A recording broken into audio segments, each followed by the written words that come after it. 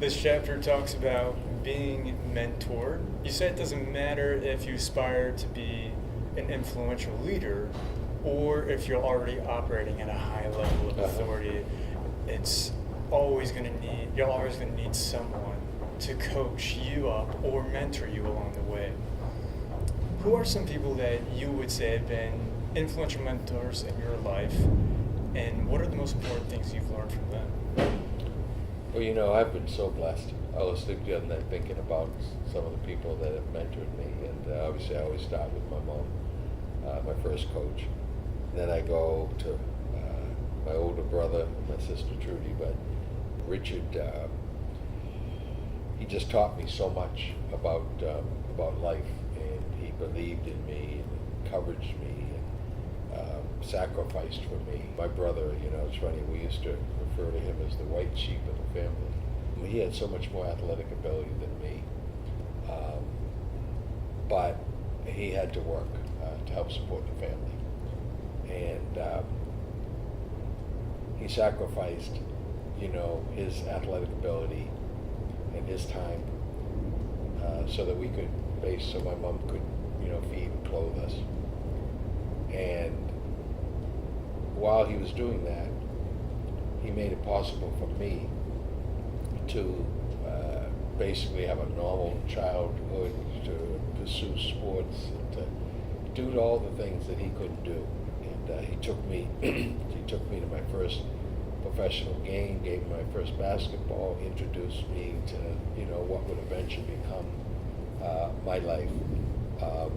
And along the way, he basically taught me by not only what he said, but by what he did and the sacrifices he made, what it truly means to mentor somebody, to teach somebody, to coach somebody, to love somebody.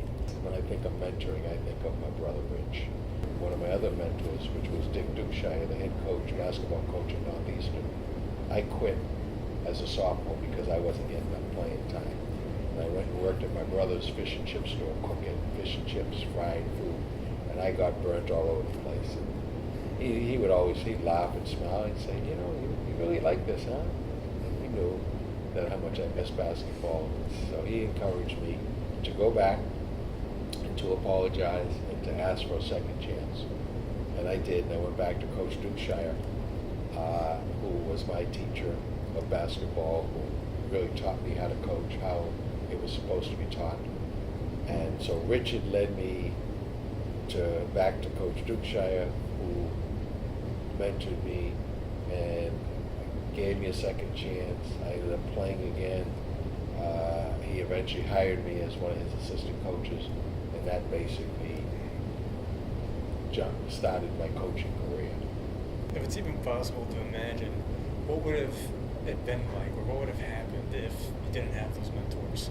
For me, to be honest with you, what could have happened, which has happened to a lot of people, is they just quit, or maybe blamed everybody else, blamed the rest of the world for my mistakes.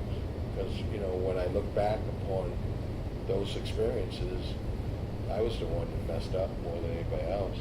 What were some challenges that you faced when on the other side, when trying to mentor someone else? Well, one of the challenges is to get whoever it is you're mentoring to really understand how much you really care about them. Because a lot of times people think that you're just trying to get them to be better so it can just help you, and really it's going to help you, but it's really for their benefit. Just getting people to understand that you really love them, and that you're doing what you do for them, so that they in turn can do what they do for him. How can some of the students decipher between a bad mentor and a good mentor? Should someone approach them, perhaps got put it on his or her heart to mentor that individual? What can students do? What are some signs of a bad mentor versus a good mentor, or an effective mentor versus an ineffective mentor? Well, I think a really effective and a good mentor is a really effective, a good teacher. And I think that, there's the lessons. In other words, a good mentor, effective mentor, will point out the good and the bad situations and try to use every situation as a teaching tool. What would you say to those who are listening, perhaps in roles of authority, who are perhaps current leaders or in high places of leadership, to motivate them to make the sacrifice of finding someone to mentor? As you said, you benefited a lot more, and that paled in comparison to Coach Dukeshire or even your brother. Yes. How can you motivate people in authority to take on that task? There's a word that's sometimes used too often, and that is legacy. There's a day we're born. There's a day we die. There's that little line, that dash in between birth and death.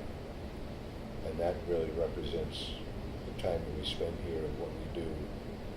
And I just think that, I would like to hope that everybody wants to not only leave this world a better place than they found it, but also be remembered for some of those good deeds that they tried to do. And one of the greatest things that any of us can do is to raise or try to raise somebody else up to do more good. It sounds like success is having a successor. It is. In the Bible,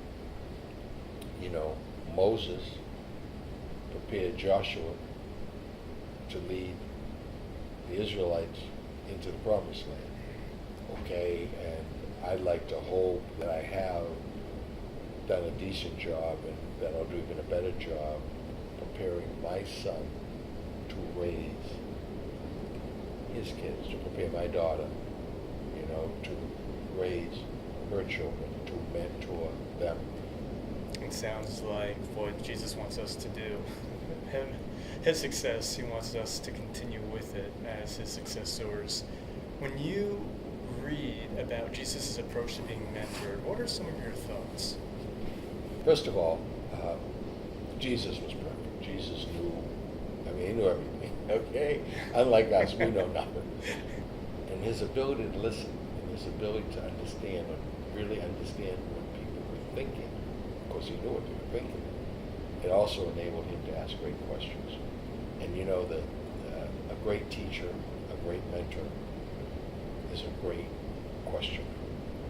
They ask thought-provoking questions that make you think, questions that you have to, okay, how am I going to answer this? Similar to what you're doing to me. And so it makes you really think about the material and then try to give an appropriate, or at least an answer that can be understood. And hopefully it's refreshing to hear for the students, as it is for me to hear, that mentoring, at least when looking at others to mentor, has a lot more to do with listening than maybe giving advice. It seems like even just letting other people know they're being heard is enough to mentor others. That's really refreshing. That's helpful.